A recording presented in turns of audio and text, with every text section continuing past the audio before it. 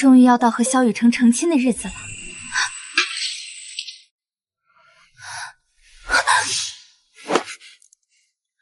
刘大小姐，刚睡醒就谋杀亲夫，苏之遥，怎么是你？我们好像被人下药做局了。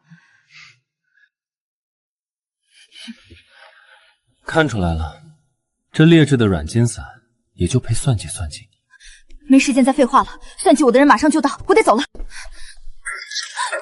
李姐，今日是祖母寿辰，你怎能和府里的马夫在这厢房里苟且？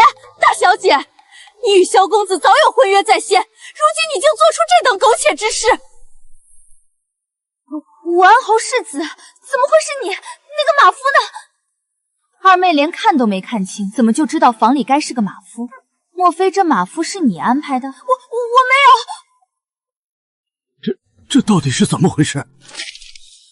刘锦欢，不管奸夫是谁，你衣衫不整与外男共处一室是事实。今日你我婚约作废，想退婚大可直说，何必费尽心思设局？先知息怒，是老夫教女无方，快滚回房间闭门思过。晚辈恳请迎娶二小姐刘锦欣，结续婚约。恭喜父亲，贺喜二妹。我冤屈未消，你们倒先把夏家的喜酒安排妥当。放肆！来人，即刻把这逆女送去嘉安。嘉安，本世子看谁敢动他分毫。瞎了眼的男人不要你，无妨。刘景欢，不如嫁我为妻，做武安侯府正经世子夫人。成交。雨辰哥哥，她不过是声名狼藉的纨绔，竟要护着这个败坏门风的女人，天理何在？苏之遥，你真是饥不择食。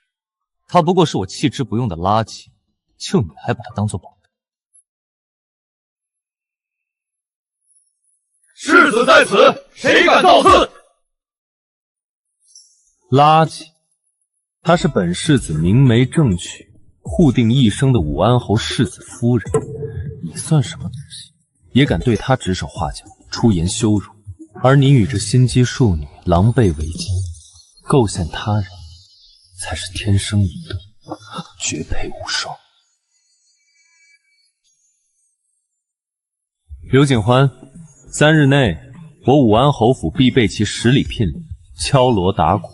8抬大轿迎娶你过门，收兵回府。那锦欢便在刘府静候世子大驾。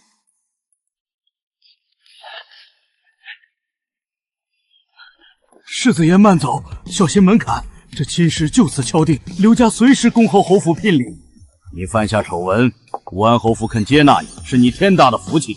往后安分守己，不许再生事端，辱没刘家。福气，这些年刘家全靠挪用我母亲的嫁妆支撑门面，今日便是收网之时。大小姐，舅老爷、舅夫人已经到了，此刻正在花厅等候。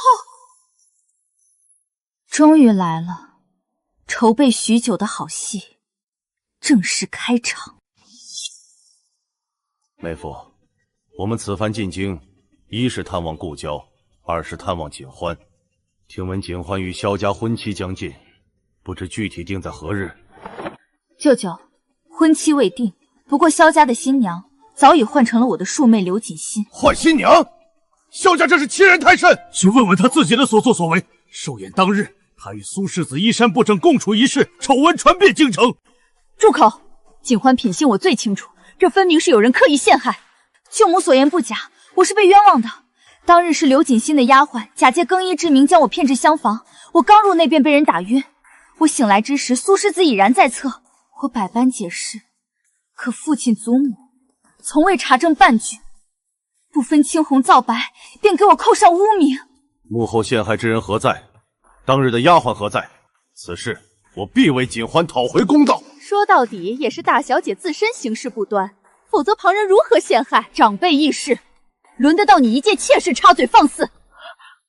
舅妈，此事我们从长计议，限武安侯府苏世子3日内上门求亲。那也好，不过武安侯府门第显赫，锦欢嫁过去不可被人轻视。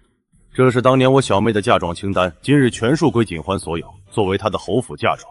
锦欢是你刘家嫡长女，如今她大婚在即，刘家准备添置多少嫁妆？这些年，你们靠着吞并我母亲的嫁妆，养尊处优，风光无限。如今，也该归还了吧？那个舅兄嫂子，不如你们先歇息休整，此事我们日后再议。不必麻烦，老宅早已收拾妥当，我们明日再登门议事。我与锦欢多年未见，甚是想念，今日便带她回老宅小住，明日送她归府。锦欢，苏之遥可是京中出了名的纨绔，流连风月，不学无术，名声极差。你聪慧通透，为何执意要嫁入侯府，自坠火坑？是啊，孩子，你不愿嫁萧雨城，大可慢慢挑选良人，何必委屈自己，嫁给这等声名狼藉之人？舅舅、舅母，我选的从不是苏之遥这个人，而是武安侯世子夫人的权势与身份。有一品诰命的身份傍身，我就能拥有足够的权势，彻查当年母亲救急疑点。若侯府轻慢于你，不认这份婚事，你该如何自处？若侯府不以正妻之礼待我，我便及时抽身，绝不委曲求全。可女子名声受损，终生都会受人诟病，难以洗刷。流言从来都是弱者的枷锁，强者的垫脚石。你自有主见，我们便不阻拦。往后但凡有难处，我们永远是你的后盾。老爷，不能掏空刘家填补这个白眼狼，这些年全靠沈氏嫁妆撑着刘家门面，一旦归还，府中生机全无了。刘锦欢，你名声尽毁，人人唾弃，凭什么坐拥巨额嫁妆？这些本该是我的嫁妆，我绝不给。二妹自重，我母亲的嫡妻陪嫁，轮不到一介庶女觊觎霸占，你从来都不配。你们两个无知妇人，速速交出钥匙，休得丢人现眼，连累我师徒！奉京兆尹谕令，查实刘府梅氏侵占亡妻沈氏巨额嫁妆一案，证据确凿。若继续阻挠归还，即刻索拿相关人等依法论处。刘老爷，此为沈家预备提交御史的弹劾文书，文书一旦提交，您仕途尽毁，刘家百年声誉彻底倾覆。开门、清点、搬离，我母亲嫁妆但凡少一根金簪，少一份东西，便折抵刘老爷名下田产，分毫不退。小姐，府中彻底乱了，梅姨娘在老爷面前寻死觅活，二小姐偷偷藏起所有私房钱，死死不肯交出。当年他们瓜分我母亲嫁妆有多痛快，今日吐出来就有多痛苦，皆是他们咎由自取。大小姐，你最是明事理，府中人口众多，开销浩大，一时半会儿实在凑不齐全数现银，求你宽限几日，减免部分，待府中宽裕，必定加倍补偿你。听姨娘这话，这些年刘府全家上下的开销，靠的竟是我母亲的陪葬遗产。这说出去，不仅父亲颜面尽失，整个京中世家都会耻笑刘家贪婪无度，毫无底线。长姐，我们是骨肉至亲，何必斤斤计较，如此绝情？听起来倒像是我这个受害者，不该追回属于母亲的东西。二妹这颠倒黑白的本事，真是炉火纯青。锦欢，家族体面大于一切，动用你母亲嫁妆是为支撑刘家养活族人。女儿自然懂家族体面，只是舅舅有言在先，母亲嫁妆但凡少一件损一分，他便即刻上奏御前，弹劾刘家强占嫡妻遗产，治家不严。你少拿身家压我！舅舅还说，物件损毁缺失，一律折现补齐，分文不能少，慢走不送。3日内凑不齐全数财物，我亲自前往大理寺彻底清算。老爷，这可是妾身攒了半辈子的私房钱财，还有几期未来的嫁妆啊，不能全拿走啊！还不是你这些年贪得无厌，填不上窟窿。你想让沈家把我们刘家告到皇上面前抄家吗？拿来！城东的3间旺铺，京郊的2处庄子，外加现银8万两。梅姨娘，你这些年从我母亲嫁妆里吸的血，今日算是吐干净了。长姐，你今日把事情做绝，就不怕遭报应吗？报应？我拿回我母亲的东西叫天经地义，你们若再敢动什么歪心思，下一次我要的就不只是钱，而是你们的命。封箱，抬走。刘家终究是掏空了家底，才凑齐了我母亲的10里红妆。如今钱财、体面、身份，我皆已握在手中。接下来，我只需站稳这武安侯府的脚跟，便可查清当年旧案。刘大小姐，戏演到这儿就算成了。以后在人前，小爷给你世子妃的体面；在人后，咱们井水不犯河水。你乖乖待在后宅，少管小爷的闲事，懂？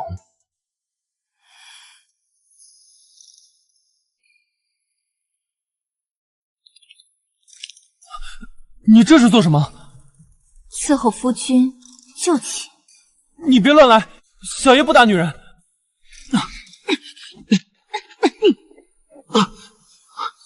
往后，若你再敢一口一个小爷，对我放肆无礼，这就是后果。夫君，你要谨记，你我夫妻一体，一荣俱荣，一损俱损。你竟会武功？未曾拜师学艺，只是常年自保，力气稍大而已。若母亲尚在，我何须事事靠自己应承？可惜世间从无如果。父亲纳妾那天起，我就知道，在这吃人的后宅，眼泪是最没用的东西。能保护我的，只有我自己。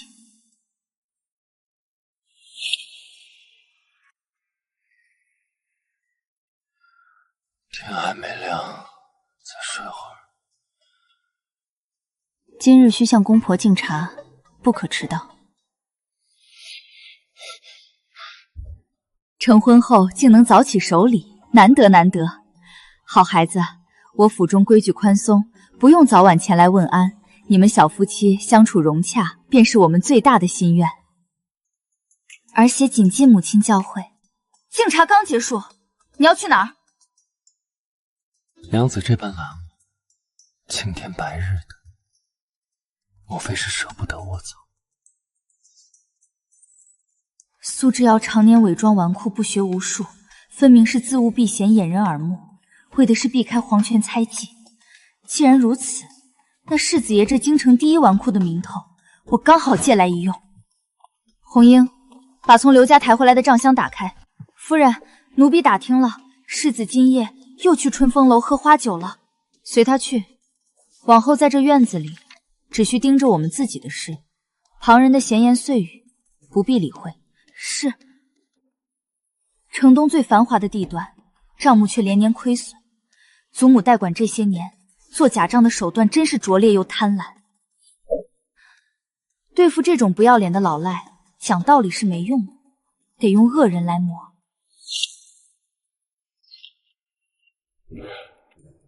夫人怎么还不休息？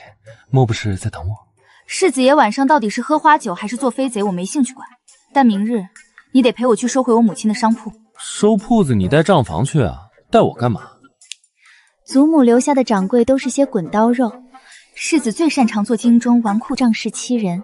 今日借你的权势和无赖气场一用，去帮我砸个场子，可好？刘景欢，我昨日喝花酒很累的，收铺子也不用这么早起，你为什么还要折腾我？娘子说何时出发，我们便何时出发，绝不耽搁。一会儿我们用过早膳再出发好了。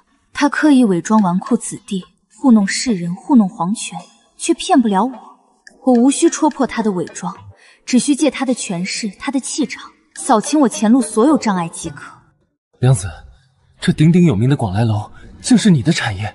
是我母亲的陪嫁产业。母亲离世后，由祖母接手代管，直至我大婚，才勉强归还于我。今日终于能彻底清算旧账。东家，世子爷大驾光临，快请上座。连掌柜，我已核查完近3年所有账簿，商铺亏空数目清晰明确，我给你3日时间，全数填补亏空银两，此事我便既往不咎。东家明鉴，小人兢兢业业打理酒楼，从不敢有半分私心。如今食材、人工、税费开销巨大，世子爷在此，小人不敢妄言。东家若是不信，大可自行核查。去年4月，你次子于东城购置3进宅院，耗资2000两。同年9月，你女婿盘下西市绸缎庄，花费1600两。区区一个奴才也敢贪吞主家银两，糊弄世子夫人，不必多费口舌。饶命啊！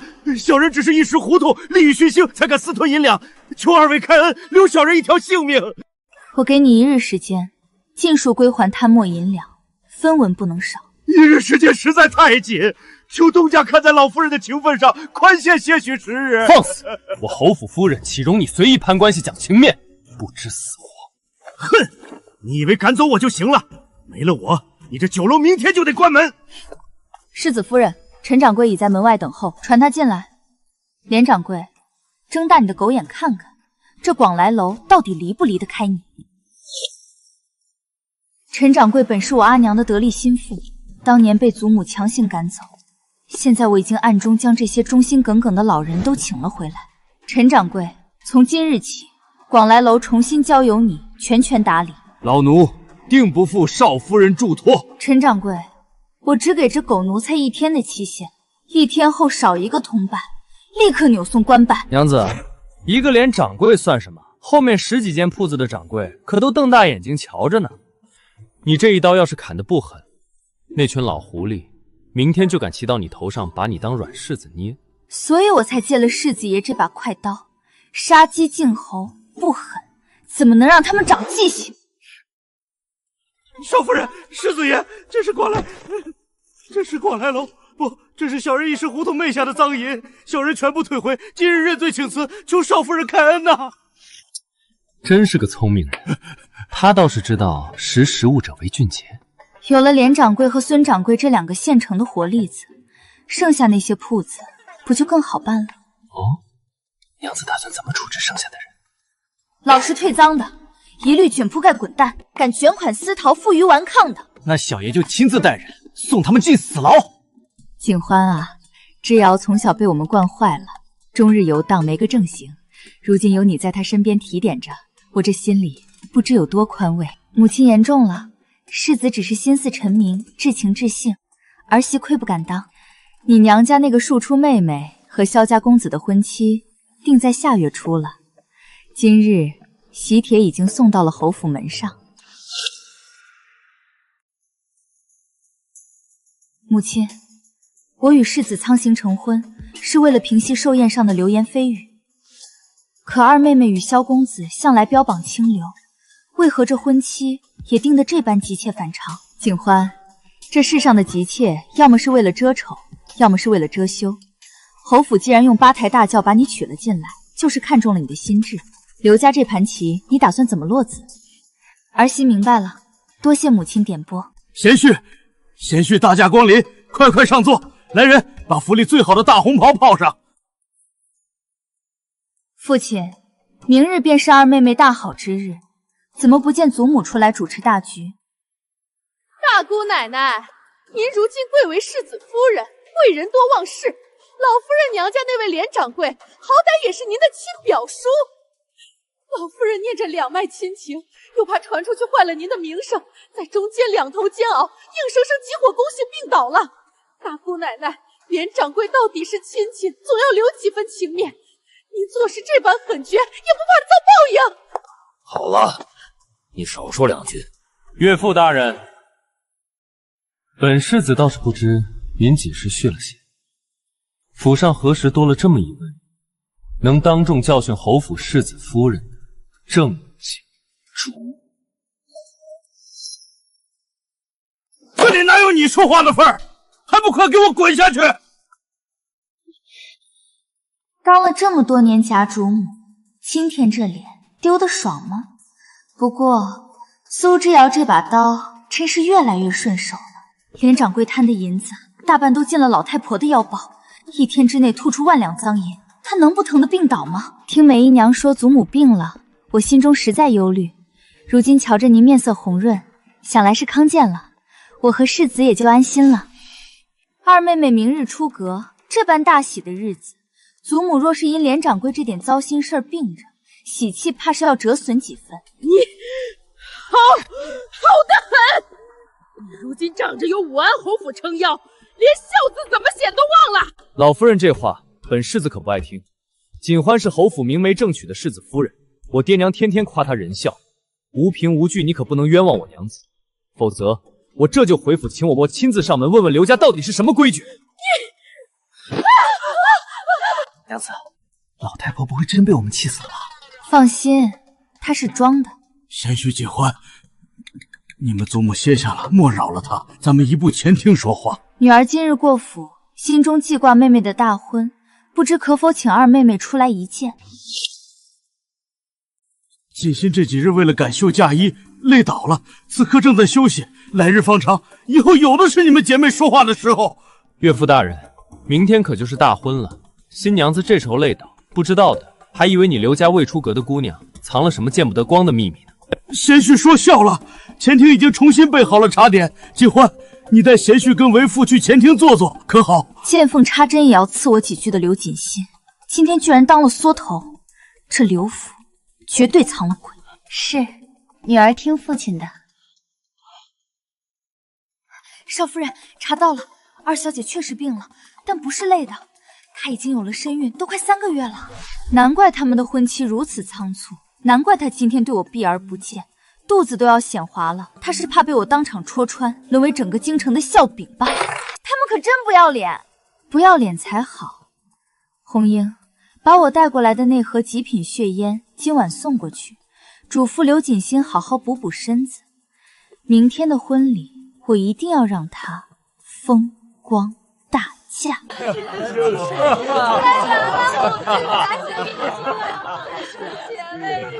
半拜天地。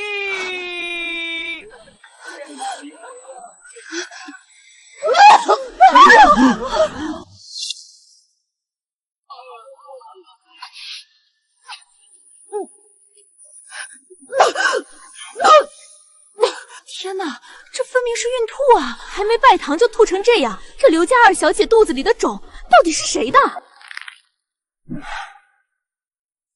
刘锦心，你竟敢作践我萧家！混账！丢人现眼的东西，退婚！立刻给老子退回去！听说了吗？刘家二小姐今天出阁，刚跨过萧家大门，就被夫家连人带轿当场退回来了。退婚？这成婚当日被夫家退回来的新娘子，咱们本朝还是头第一个吧？你们还不知道呢，那二小姐当着所有宾客的面，突然捂着肚子孕吐，萧家公子的绿帽子戴的那叫一个架势，真是活该！大人救命啊！老爷要杀小人灭口啊！堂下何人？有何冤屈？启禀大人，小人叫刘宝，是刘府的一名长工。今天我们府上的二小姐出嫁，本来都要拜堂了，最后却被萧家给退了回来。那无缘无故为何退婚？只因二小姐在喜床上孕吐。因为什么？是涉朝廷命官，公堂之上岂容你支支吾吾，欺瞒本官？说。因为二小姐肚子里怀的可能是小人的骨肉。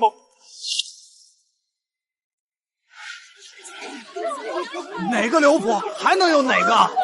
就是今天在大婚喜堂上吐的那位刘家二小姐。要我说，萧公子也是活该，见异思迁，看上未婚妻的亲妹妹，结果还没拜堂就被绿了，哈哈！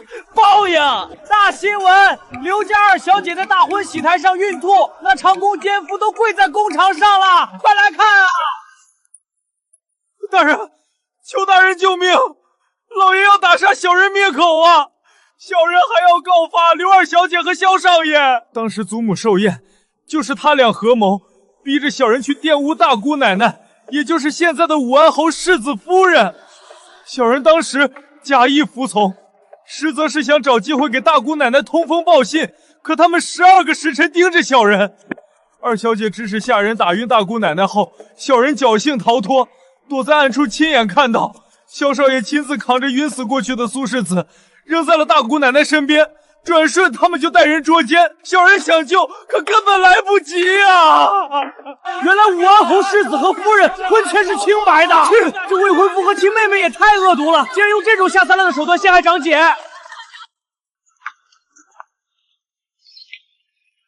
世子夫人，办妥了。刘宝在堂上说的每个字，已经传遍了满京城的茶楼酒肆。这3个人想害我是真，萧雨辰扛来苏之遥是假，刘宝想救我更是天大的笑话。那刘锦心肚子里的种到底是谁的？以刘锦心那眼高于顶的性子，怎会跟一个下人苟合？那孩子十有八九就是萧雨辰的。不过不重要，这层遮羞布已经被当众撕烂，刘锦欣的丑闻够他们两家遮扯一辈子了。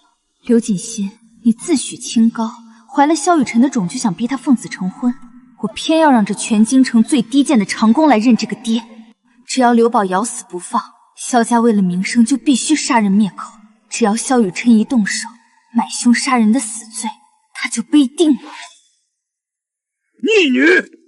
刘宝去京兆尹大牢告状的事情，是不是你在背后捣的鬼？父亲，刘宝不是前院那个跑腿的长工吗？他犯了什么滔天大罪？您为何一见面就作践女儿？你当真半点不知情？女儿身居侯府，昨日更是足不出户，真的不知。罢了，你现在是世子夫人，快帮为父参详参详，锦欣和萧家的事到底怎么解决？父亲，萧雨辰推我的婚约在先，如今又在喜堂上辜负二妹妹在后，依女儿看，咱们刘家就该联合武安侯府上门找萧家要个说法，狠狠治他们一个羞辱朝臣之罪。不行，锦欣在喜团上孕吐的事，现在已经闹得满城风雨，刘家的脸面早就被撕碎踩在鞋底下了，现在还要牵连着你的名声和武安侯府的体面。父亲，要平息流言，女儿得先问一句，那个刘宝说究竟是真是假？那个该死的下贱畜生，他竟敢污锦欣的清白，是为父治家不严，竟养出这等吃里扒外的祸害，如今更是把全家都推进了火坑啊！是你，刘锦欢，是你这个不知廉耻的东西害我！是不是你指使刘宝去衙门告发的？你这个恶毒的女人，你不得好死！二妹妹明日便要为人妇，如今在长辈面前却如此失控，莫不是得了失心疯？孽障东西！大难临头还在这撒泼，你还有没有一点大家闺秀的廉耻样子？老爷息怒啊！锦欣是一时受了刺激，有些糊涂色，待过些日子就好了。妾身就带她回屋休息。快把她带下去，莫再出来丢人现眼，脏了世子夫人的眼。大姑奶奶，二小姐冒犯了您，求您高抬贵手，看在同胞的份上，饶她这一次。自家姐妹何须行此大礼？老爷，大姑奶奶，世子爷带着军队打进来了。岳父大人，贵府二小姐和萧雨辰合谋，在寿宴上打晕我和锦欢，借捉奸败坏我们名声。如今连证人刘宝都把供词拍在京兆尹的公堂上了，你刘家是不是该给本世子一个交代？父亲，原来这些年女儿在您眼里竟是这般可欺，女儿这就告退。罢了，你和贤婿早些回府歇息吧。今天刘宝告御状的时机太巧了，苏之遥明显在背后推波助澜。少夫人，出大事了！方才衙门那边传来……得嘞，大清早的，小爷去马棚瞧瞧我的汗血白马，你们主相聊。少夫人，方才传来消息，刘宝在牢里畏罪自尽了。倘若刘宝真的有胆量自杀，那他便不会像条狗一样跪在京兆尹的公堂上摇尾乞怜。少夫人是说刘宝不是自杀？那刘宝在公堂上招认的那些话本就是我让他说的，不过是丢给他一点点利益，他便乖乖当了我的刀，某人就急着将他打死。这不仅坐实了某人当时的陷害，更是犯下谋杀的大罪。刘宝那个畜生死了也是活该，他确实该死。当初刘锦欣和萧雨辰计划在寿宴上让家丁玷污我，他们选中的那个恶心胚子就是刘宝。等老子在寿宴上把大小姐给办了，娶进门后，天天让她跪着给老子端洗脚水。他浑然不知隔墙有耳，他的那番狂言会被人一字不漏地传进我的耳朵里。若非提前得知，我如何能提前在寿宴设局反将一中，顺势嫁入武安侯府？刘宝的死是我送给萧家和刘家最大的一把火。听说了吗？萧雨辰不堪绿帽之辱，昨天竟然在牢里把刘宝打死了。这萧家也太无法无天了，杀人偿命，什么第一才子？哪个刁民敢砸本公子？打死这个杀人犯，不要脸的奸夫！萧雨辰，你打死刘宝，是想让我们刘家死无对证，彻底绝后吗？我跟你拼了！放屁！是你刘家养出的不知廉耻的东西，作践我儿！给我打！听听，外面那群刁民骂的是什么？说我收了黑钱，说我官官相护。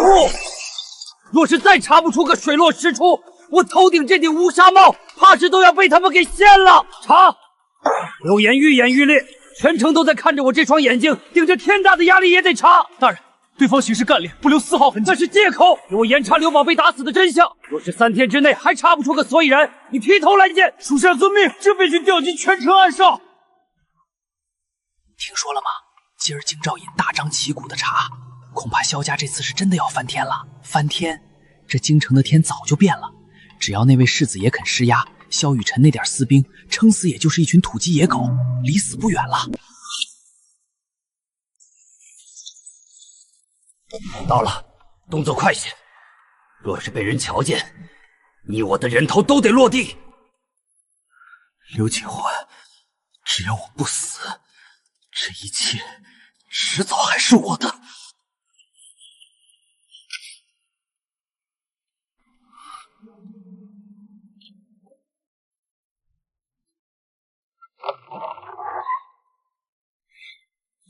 把当年那本伪造的账册交出来！只要认定是沈家贪墨了那笔银子，我萧家就能以此调转舆论风向。你疯了！那账册是我为蚕食沈氏产业、伪造刘锦欢母亲嫁妆亏空所做的假账。若拿出来，不仅沈家会防备，我们刘家也会被牵连，这是要掉脑袋的。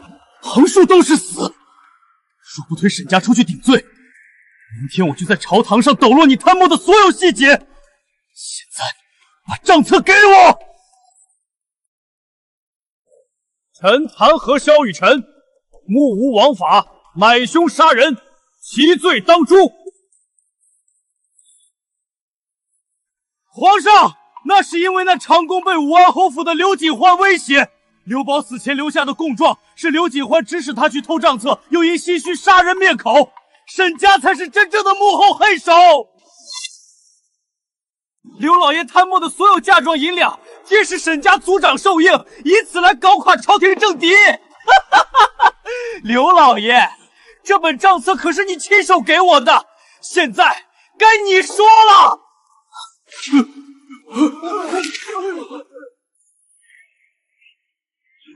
刘大人昏厥了，快传太医！少夫人，那萧雨辰如您所料，当堂反咬刘老爷贪墨沈氏银两，刘老爷当众气昏了头。父亲这辈子最看重体面，竟会被自己选中的好女婿气到当堂失态，真是天道好轮回。红英，沈氏商号的人脉动起来，把这些萧家非法私产买凶灭口的实证全送进御史台。既然他们想拉沈家下水，那就让他们亲眼看看这滔天大火到底会烧死谁。是，奴婢这就送他们上路。放肆，无法无天，还敢在朕的朝堂上互相攀咬，构陷重臣，这还有没有半分律法可言？急传刑部尚书入宫，朕今日就要看看这萧家和刘家到底藏了多少污垢。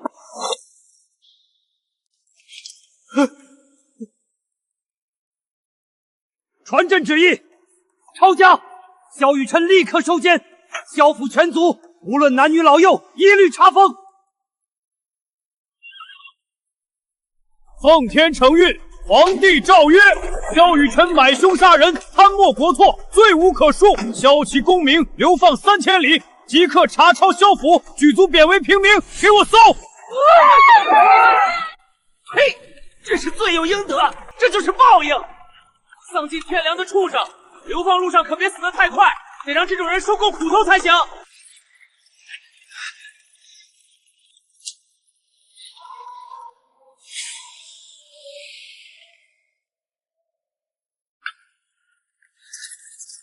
刘金欢，你这个毒妇！就算死，做鬼也不会放过你！吵得头疼。红英，让人在囚车经过下一街时，赏他1碗滚烫的热汤，免得他冻死在半路，坏了咱们看戏的雅兴。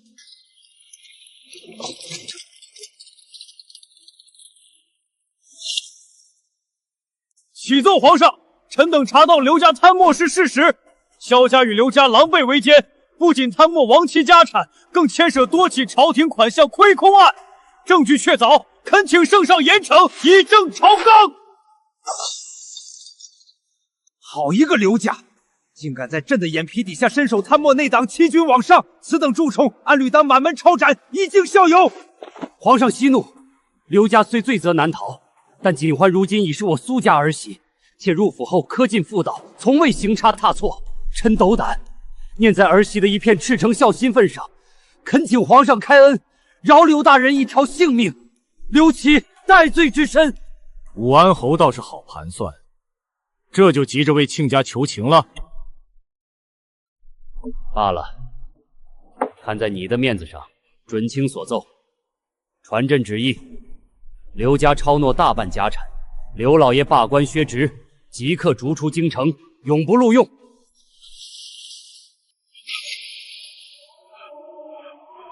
官位没了，家产也没了，刘家彻底完了。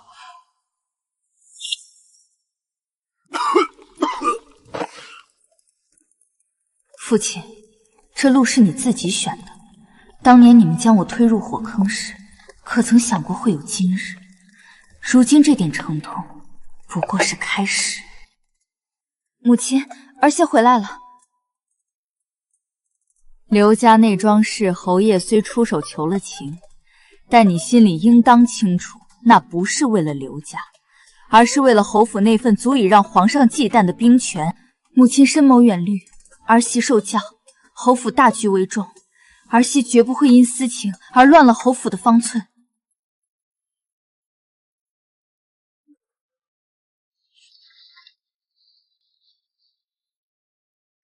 之瑶这孩子平日里没个正形，整日流连春风楼那种烟花地。景欢，你身为世子夫人，对他在外的那些风流债，当真就如此不动声色、不闻不问吗？母亲，世子去春风楼是为藏鳞猎爪，为的是避开天家忌惮，求一份侯府的安稳。儿媳既然选了他，自然是信得过的，又怎会因外头的虚名便与夫君离心？好，之瑶那孩子平日里荒唐惯了，难为你竟能看透他的本心。刘家那摊子烂事儿，你不必往心里去。侯府护短，既然你进了门，便是苏家的媳妇，万事由我们替你兜着。景欢感念母亲深恩，此生定不负厚望。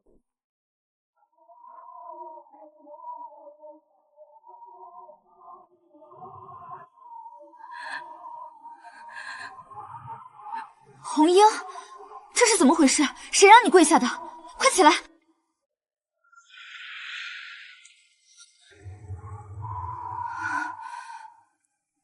这是苏之瑶从不离身的贴身之物，那是当年侯府老太君的传家宝。到底出了什么事？说，是谁动了他？少夫人，您快别这副如临大敌的模样了，这玉佩真不是奴婢摔的。还笑？到底怎么回事？刚才奴婢端着木盆在院里泼水，世子爷正好走过来，他为了躲那盆冷水，脚底下一滑，自己结结实实摔在了台阶下，这才把玉佩给跌碎了。本世子那是身手矫健，换做旁人早被你那盆水浇透了。娘子，你可算回来了，你这丫头险些把小爷直接送走。世子爷若是不在院子里瞎转悠，哪能遭这份罪？小爷不跟你计较这个。小爷刚才顺道去打听了一桩大快人心的新鲜事，你想不想听？世子嘴里的新鲜事未必合我的胃口。你那好父亲带着梅姨娘和刘锦心已经灰溜溜的搬去平安巷了，堂堂前任吏部侍郎，如今落魄到那种鱼龙混杂的泥地里，惨啊！平安巷那地方的安杂气，倒真配得上他们一家三口。可不是嘛。不过小爷寻思着，岳父大人如今凄风苦雨，梅姨娘到底只是个上不得台面的妾，怎么能伺候好他老人家？你又憋着什么坏水？这怎么能叫坏水？这叫孝心。小爷打算亲自托人给岳父大人说一门好亲事，娶个厉害的正房太太，好好替他管管家。哦，世子打算给父亲找个什么样的当家主母？若是性子软了，我可不依。京城赫赫有名的泼辣母夜叉王氏。娘子，这份大礼够不够分量？你就是那个伺候人的没事，少在这摆个丧气脸，把府里库房的钥匙交出来。王氏，我虽是妾，但也是这府里名正言顺的。嘿，一个上不得台面的妾室，也配在这跟我谈名正言顺？以后这刘家我说了算。你刚进门就夺了梅氏的管家权，眼里还有没有我这个做婆婆的？还有没有刘家的规矩？规矩？老夫人，你也不看看现在是什么年头，还在这摆两江总督府当家夫人的谱呢？您儿子在如今就是个被朝廷罢官的废人，要不是我王家出银子倒贴，你们全家现在连这平安巷的破房子都住不起。你这个目无尊长的悍妇！悍妇！老夫人，我还有更悍的呢。从明天起，您每天早起半个时辰过来伺候我洗漱，少一刻钟，这府里就停一天的伙食。母亲，母亲，快掐人住！你凭什么摔我东西？就凭我是你明媒正娶的后娘，长辈进屋你不行礼也就罢了，还敢给小娘使脸色？一个未婚先孕，还没过门就被退回来的东西，真当自己还是高高在上的刘府千金呢？王氏，你放肆！你敢动我女儿！老娘今天就是要管的就是这个不要脸的东西！我倒要看看这个败坏门风的烂货能嘴硬到什么时候！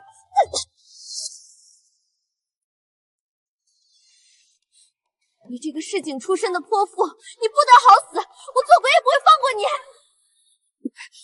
做鬼那也得等你咽了气再说。现在在这刘家，老娘就是你的天！告诉你，落毛的凤凰不如鸡，往后在这个家里，有的是你的苦头吃。父亲，今日是祖母晨练的大日子，怎么这灵堂里不见梅姨娘和二妹妹桂玲？她们不是最能替父亲尽孝的吗？她们母女前些日子染了风寒，病得厉害，在后院歇息，不便见客。病了？依我看，是那对狐妹子命贱，承受不起老夫人的浮躁，遭了报应吧。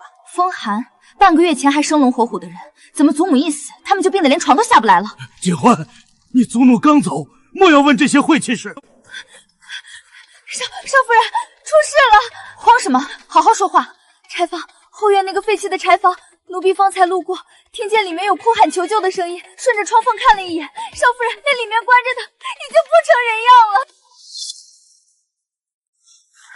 到底怎么回事？奴婢方才用银子打通了府里的粗使婆婆，这才知道梅姨娘偷藏私房钱被发现，王氏一怒之下将她发卖给了城外最苦的一户庄户人家做粗使仆妇去了。送去了那种地方，倒真是恶人自有恶人磨。那刘锦欣呢？二小姐听闻萧公子被流放后大受刺激，一病不起，如今已是神志不清了。王氏嫌她晦气，便将她关在了后院的空屋里。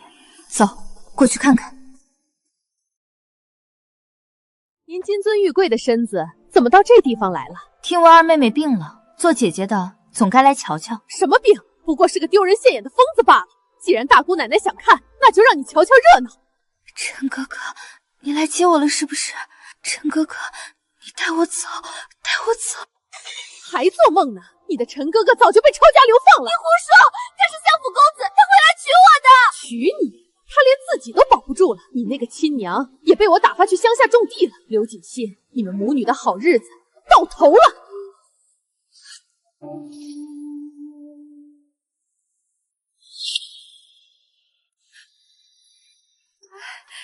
大姑奶奶，您金尊玉贵的身子就不要再往里走了，别被二小姐的疯病吓到了。二小姐这疯病闹得厉害，妾身也是实在没办法。若是由着她出去乱跑乱喊，冲撞了侯府的贵人，那刘家可就万死难辞其咎了。大姑娘娘最是通情达理，定能体谅妾身的苦衷吧？二妹妹既然病得神志不清，关在这里静养，确实是最稳妥的办法。只是祖母的丧仪是天大的事，你既已是刘家的当家主母，便要把这丧仪料理得体面周全。若有半点差池，朝廷御史台的唾沫星子，第一个戳烂的就是刘家的脊梁骨。大姑奶奶放心，妾身知道，就是砸锅卖铁，妾身也绝不丢了刘家和您的体面。还有，往后约束好刘家后宅。父亲如今已被罢官，若后院再传出什么伤风败俗的丑事，连累了侯府的名声，我唯你是问。是，妾身一定严加管教，绝不让那些不长眼的东西再给大姑奶奶添半点堵。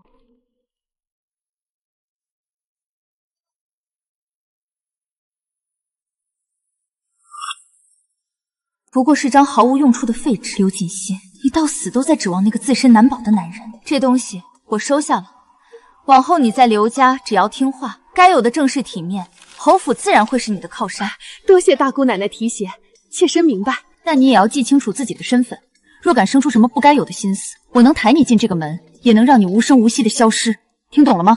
大姑奶奶放心，妾身绝不敢有二心，定当安分守己。世子爷找的人果然不错，是个懂得看主子眼色行事的聪明。你这个市井的悍妇，竟敢克扣老夫人的丧仪用度，刘家的脸面全被你丢尽了。脸面？刘大人，您睁开眼看看，这府里现在连买一捆柴火的银子都拿不出来，不克扣那死人的纸钱，难道让我王家拿银子贴补那个死鬼老娘？放肆！放肆！老夫堂堂朝廷命官，岂能容你这般羞辱？我要写休书，现在就写休书，将你赶出家门。休妻？老爷，您这招牌大印还在上面盖着呢，整整3000两白银，你休了我？行啊，今儿个您要是拿不出这3000两现银，咱们就顺天府大堂上见，让全京城的人都瞧瞧，这位满口仁义道德的刘侍郎是怎么赖着夫人的嫁妆钱的。你如何拿到这欠条的？若要人不知，除非己莫为。老爷瞒得可真紧，私底下竟借了这么大一笔商债。夫人，我的好夫人，这巨额商债万万不能让外人知道啊！若是传出去，老夫这辈子就彻底毁了。毁了？要不是我王家出面使了银子，顺天府的人早就把通缉告示贴到九门去了。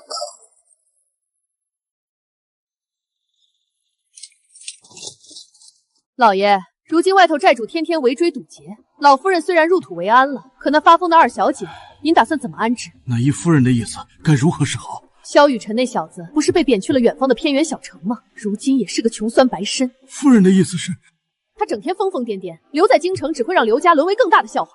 不如连夜把他打包送去萧雨琛那儿。他们从前不是要死要活的要在一起吗？那就让他们去那古寒之地做对贫贱夫妻，也省得在我们面前碍眼。罢了，为了躲避债主，保全刘家最后的颜面，也只能委屈他了。陈哥哥，那红喜轿呢？刘府呢？京城怎么没了？我们到底要去哪儿啊？陈哥哥，闭嘴！再吵把你扔在雪地里喂狼！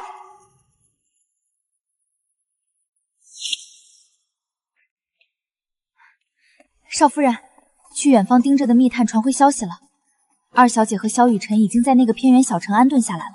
没了京城的荣华富贵，他们现在每日都在为了柴米油盐奔波，再也没了往日的半点傲气。平淡与清苦本就是他们应得的归宿，没有了那层虚晃的身份，剩下的不过是互相怨怼的漫长余生。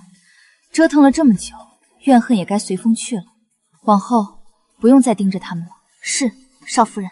老爷，今儿个可是最后的期限了，那整整3000两的银子，你到底是还还是不还？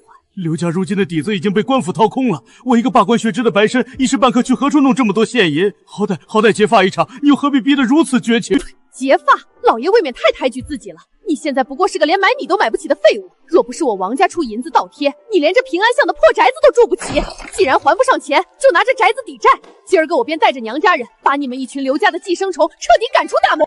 我错了，当年为了那点虚妄的体面，偏听偏信，纵容梅氏作践了我的欢儿，到头来竟是落得个作茧自缚、举目无亲的下场啊！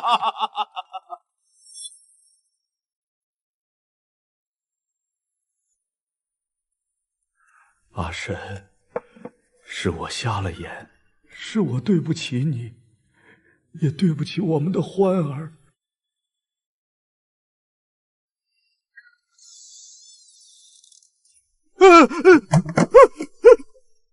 锦欢，你怎么到这脏地方来了？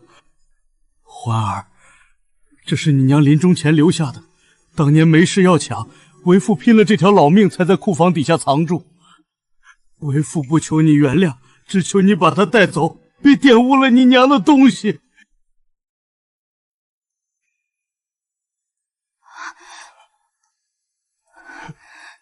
父亲，地上凉，起来吧。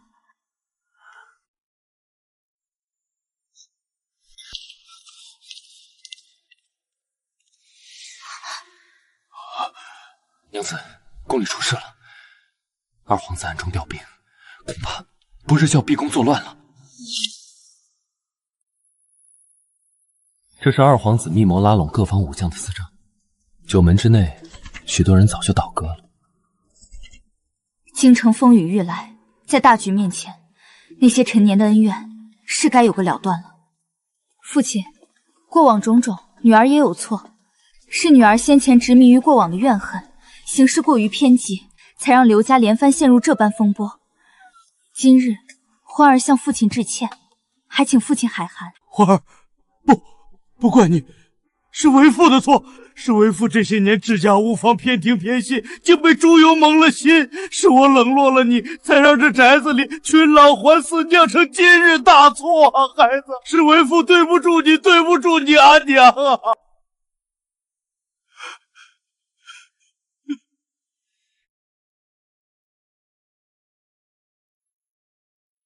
我想去北疆边关，真正接管父辈的军权，历练几年。我父亲在战场上留下的旧伤频频复发，侯府已是一日不如一日。这纨绔的名声虽能护得了一时，却护不住武安侯府一世稳妥。我身为长子，必须接过虎符，自请去最护寒的北疆整顿防务。贤婿能在这个时候卸下伪装，由此将门大治，老夫当年真是看走了眼，欢儿没嫁错人。北疆最险不过黑风口，此处虽易守难攻，却也是蛮族多年来最擅长暗度陈仓的防御缺口。你若领兵，切记先在两翼加筑工事，不可轻敌。岳父大人明察，可如今户部官员多是二皇子党羽，军饷筹集与粮草调度，怕是……哼，老夫虽不在朝，但这几十年在吏部留下的旧部与人脉底蕴还在。朝堂文官内算计的弯弯绕绕，老夫定会为你全力周旋，保你10万大军后方无忧。多谢岳父大人指点。娘子，北疆风沙漫天，不比京城安逸。如今岳父与你误会已解，全家和睦。你若是不愿随我去受苦，留在京城尽孝也是好的。夫君，京城这座四方龙我早已待够了，这刘家的风雨我们能一起平，北疆的黄沙我自然也能陪你一起踩。你去前线守万里山河，我便在后方做你的不落奸臣。娘子，怎么，世子爷莫不是以为我刘景欢是个只能养在深闺的娇弱女子？父亲，这些是沈氏商号如今在京城的全部产业，此去今年，女儿想托付给您代管。欢儿，你竟愿意将你阿娘的遗物托付给我这个糊涂人？父女至亲，女儿不信您，还能信谁？好，为父见是拼了这把老骨头，也定会替你将这放打理得稳稳当当，绝不叫你和贤婿分心。北疆复杂，人心不比京城单纯，你们小夫妻到了那里，万事多加商量，一定要平安归来。岳父放心，只要定毫发无伤的带娘子回来。这京中的闲职我交得痛快，把这武安侯府的质子身份卸了，金銮殿上那位也能睡个安稳觉了。乾隆出冤，卸去的是满身的枷锁。夫君此举是以退为进，高明的进。主要还是娘子教导有方，跟着娘子有肉吃，小爷自然要走得高远些。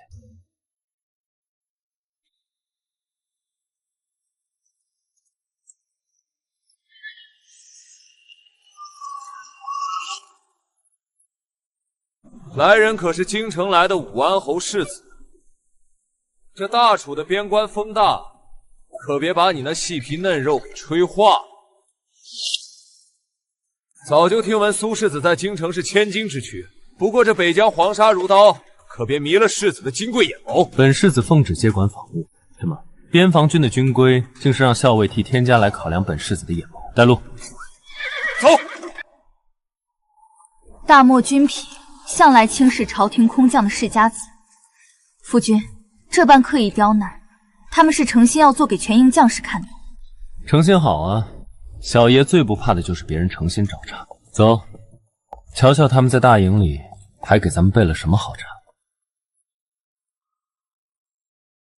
不过是个靠父辈的纨绔，也配来接武安侯府的虎符？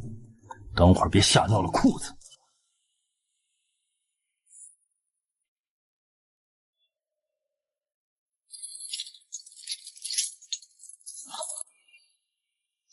少夫人小心！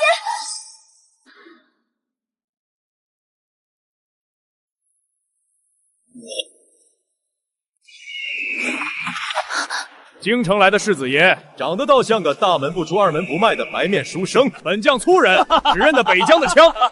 世子这细皮嫩肉的手，怕是连100斤的玄铁都提不起来，更别说上阵杀敌了。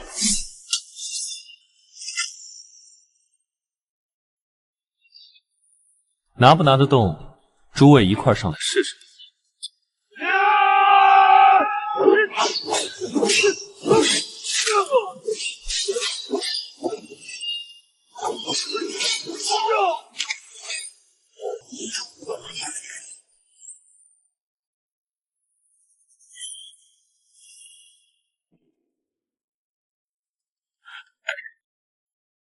末将有眼不识泰山，愿听世子差遣。愿听世子差遣。世子，出天大的事了！慌什么？二皇子的党羽攻击了户部，说我们账目不清，直接在半路劫了我们的粮食。不仅如此，今年的过冬棉衣也被全部扣押。世子，如今北疆暴雪将至，大营里的存粮撑死只够全军支撑3天了。二皇子有令，绝不能让苏之遥在北疆站稳脚跟。大人放心，北疆的过冬棉衣与粮饷，户部有的是理由拖延克扣。暴雪将至，没有1粒米1件棉衣进营，看他那10万大军怎么熬过去。偏将，今年的冬衣怎么还没发？兄弟们都快冻死了，粮饷也迟迟不发。今天的粥里全是水，没有寒衣，肚子也填不饱，这防线还怎么守？大家再忍忍，世子和夫人正在想办法。世子，朝中故意克扣。户部狡辩说大雪封路，物资运不过来，可咱们暗中查过了，根本就没有封路，是他们为了私利故意卡着不放。这群奸臣，竟然拿10万守军的性命去填他们的野心！夫君，他们这是想逼你走投无路，借蛮族的刀来杀人。军心一旦被动摇，防线将不攻自破。我绝不会让他们得逞，哪怕砸锅卖铁，我也要保住北疆，护住将士。世子，这是兄弟们刚刚截获的敌方劝降密信。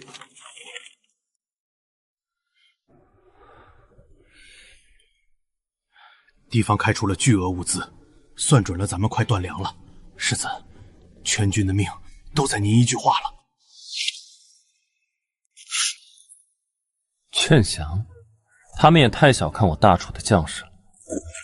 世子，末将等誓死追随世子，绝无二心。先前是我等糊涂，以为朝廷断粮，我军必死无疑。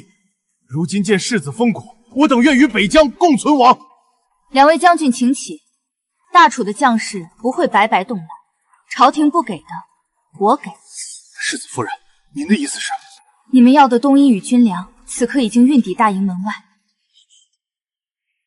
是新棉，还有粮食，真的是冬衣和粮食。娘子，你这次可是救了整个北疆。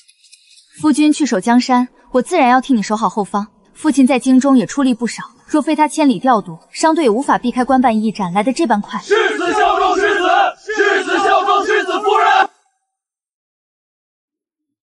世子，敌袭！敌军骑兵突破了前哨，正朝大营杀来。全军戒备！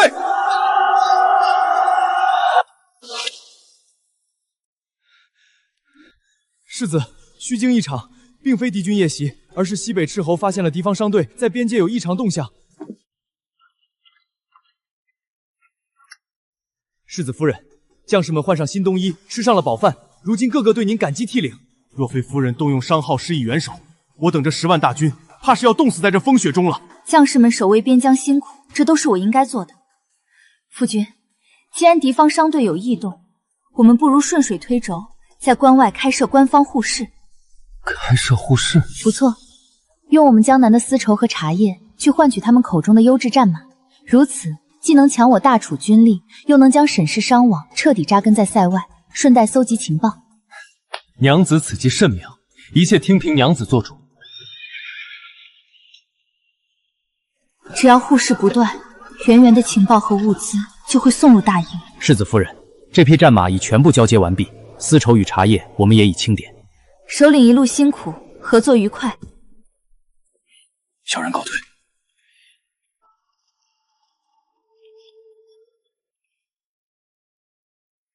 内鬼果然动了。夫君，这是护市商队传来的秘密情报，西防线有异动，内鬼怕是要按耐不住了。西防线地势平坦，最利于骑兵突袭。既然他们想要这个缺口，本世子就给他们做个陷阱。传我将令，西防线各营按兵不动，但暗中必须给我铺满绊马索与铁军马。没有本世子的手令，任何人不得擅自出击。末将领命。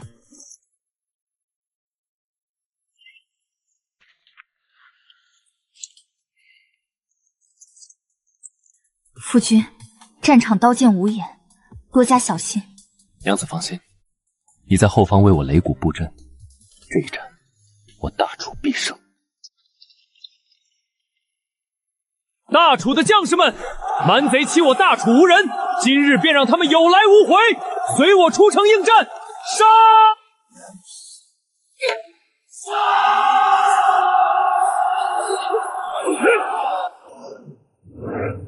大楚什么时候换了这么个不怕死的硬骨头？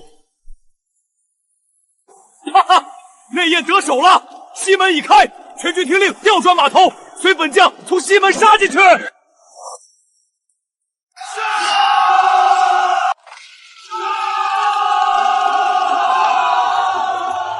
关门，捉贼！不好，中计了，快撤！世子夫人有令，烧毁敌军粮草，切断补给，一个不留。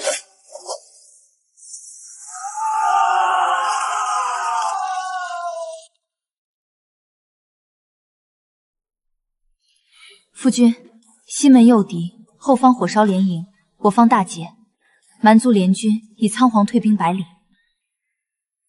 你以为你做的天衣无缝，却不知本世子等这一天已经等了半个月。世子在清查此贼的行当时，搜出了他与荆州暗通的铁证。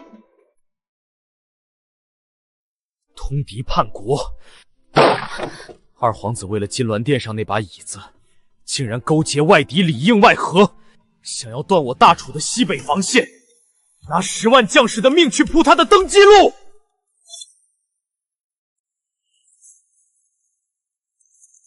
首领大人，你与二皇子的通敌信札可全在小爷手里。苏世子，你到底想要如何？若此信在你们朝堂传开，你那些死对头，怕是能活活生吞了你。签了这份和平互市条约，从此边境互不侵犯，两地百姓自由贸易。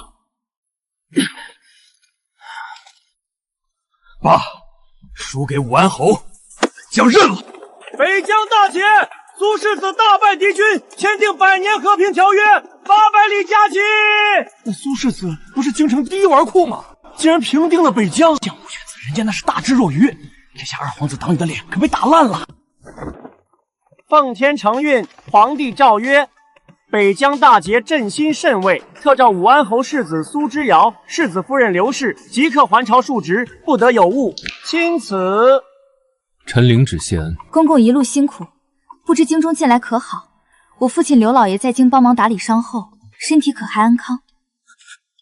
世子夫人客气了，京中一切都好，刘老太爷也安好。还请世子与夫人即刻动身，莫要耽搁。咱家这就回京复命，告辞。他连赏银都吓得不敢收。夫君，京城定是出了天大的变故，二皇子怕是已经动手了。他既然敢在北疆里应外合，说明京中早已落入他手。这一趟，二皇子是逼着我们深入龙潭虎穴。龙潭虎穴也得闯。他二皇子想要我们卸甲入局，那我们便换装回朝，瞧瞧他这金銮殿里到底藏了什么鬼。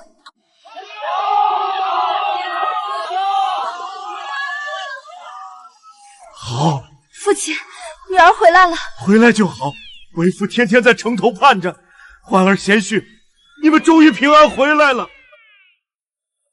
之遥见过岳父大人，这一路上多亏了您在京中代管产业，为我们周旋。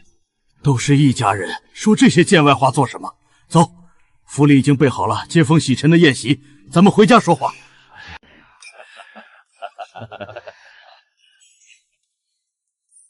你这手怎么抖得如此厉害？抬起头来，谁指使你来的？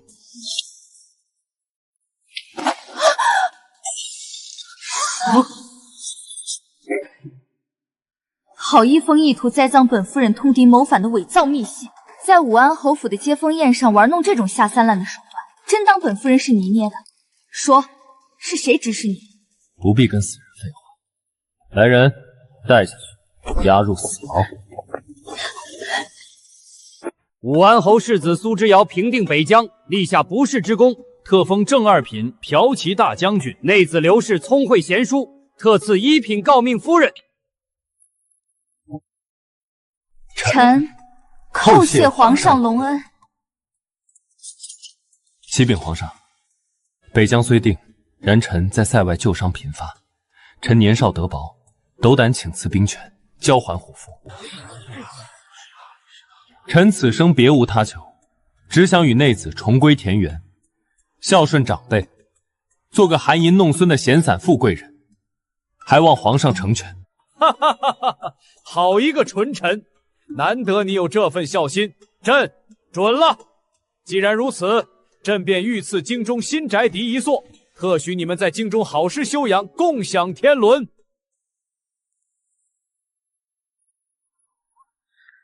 红英，拿铲子来，这地底下有东西。少夫人，这好像是一叠发黄的图纸。赏赐新宅，却在园子里藏了前朝的谋逆兵器图。夫君前脚刚交了兵权，后脚这泼天的死罪就埋在了咱们脚底下。二皇子这连环计，是想要我们武安侯府满门抄斩。图纸盖着二皇子的私印，这是他未能及时转移的谋逆铁证。少夫人，这东西留在园子里，简直是祸根，我们该怎么办？二皇子一党眼见武安侯府如铁桶般无可击破，定会狗急跳墙。重阳大典将至，他们必会在登高时孤注一掷。欢儿，为父探得消息，二皇子那一党已经在京郊西山暗中调集了私兵，要在重阳大典上动杀手。多谢父亲，有了这份情报，我们便能将其一网打尽。为父以前做错太多，如今能为你和贤婿守住这最后一道防线，便是对我最好的弥补。你们一定要万分小心。父亲放心，女儿明白。有刺客，全军布阵，护驾！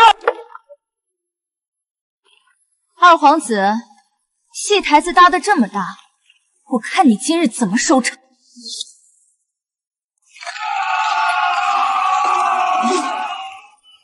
全军听令，护卫圣驾！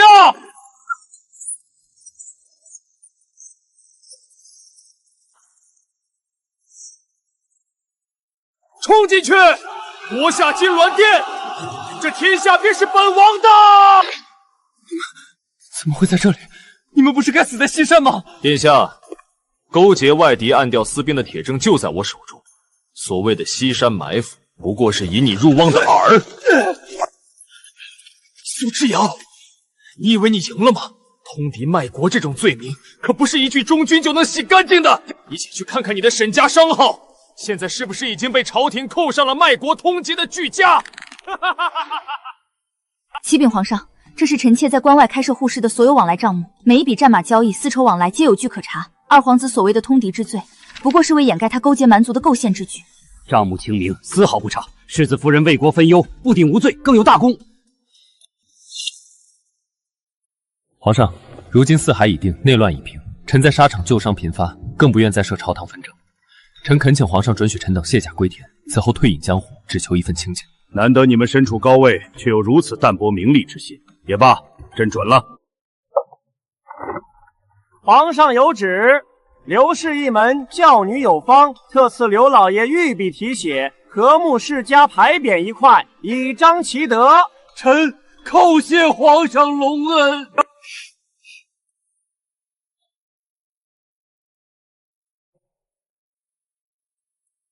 欢儿，贤婿，收拾妥当了，咱们回江南，回真正的家。娘子，绕了这么大一圈，咱们终于回家了。两世恩仇，终得善了。如今有夫君相伴，父亲在侧，这便是历经万千风雨后最好的归宿。锦欢，贤婿，你们快看，这盏灯是江南万家对你的期盼。从此以后，岁岁平安。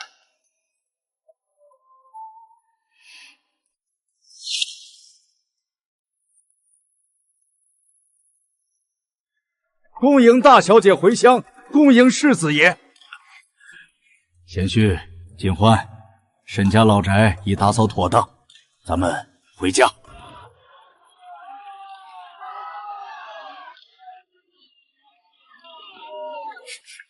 拜天地，二拜高堂，夫妻对拜。娘子，京城那场婚事终究仓促，委屈了你。今日在这江南老宅，在这父辈见证下，我苏之遥定要给你一场此生不渝的结发礼。前世今生，我本以为注定要在仇恨中孤独枯萎，没成想，终究等到了我的良人。娘子，我来接盖头了。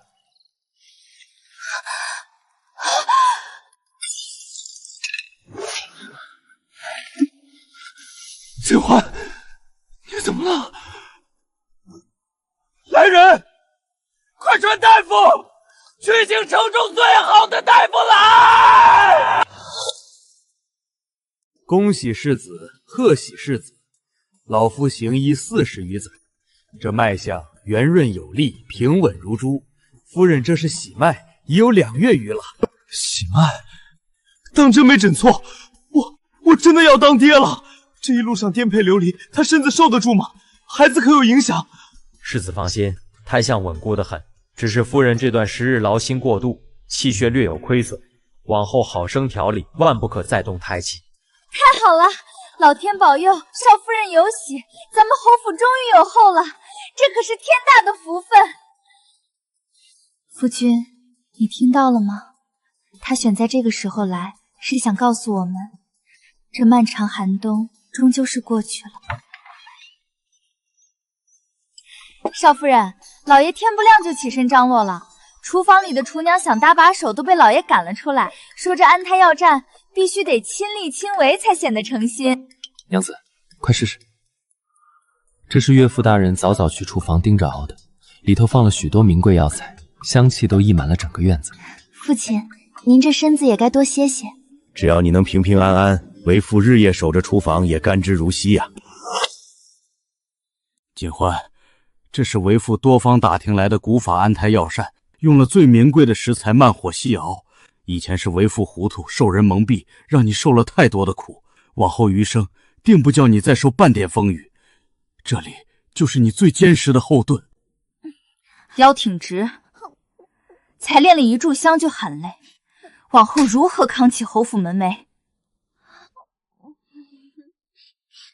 娘亲，长乐腿酸，长乐不想练了吗？锦欢，长乐还小，慢慢来，可别累坏了我的乖外孙。谢谢外公，外公最好啦。吃完糕点，自己去祠堂面壁1个时辰，若再偷懒，今日晚膳免了。娘亲不准吃饭，祖宗保佑，让我吃点好的。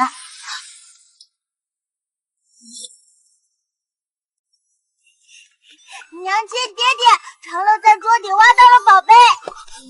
这是武安侯府丢失100年的免死铁券，这是母亲当年的随身遗物，竟一直被她妥善藏于此。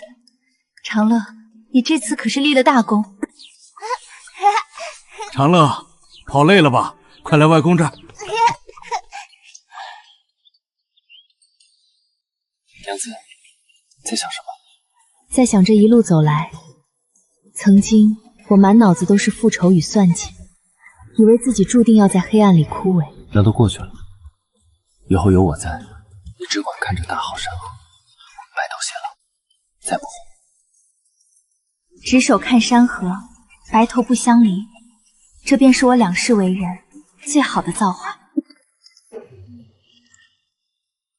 这天下再无任何规矩与羁绊，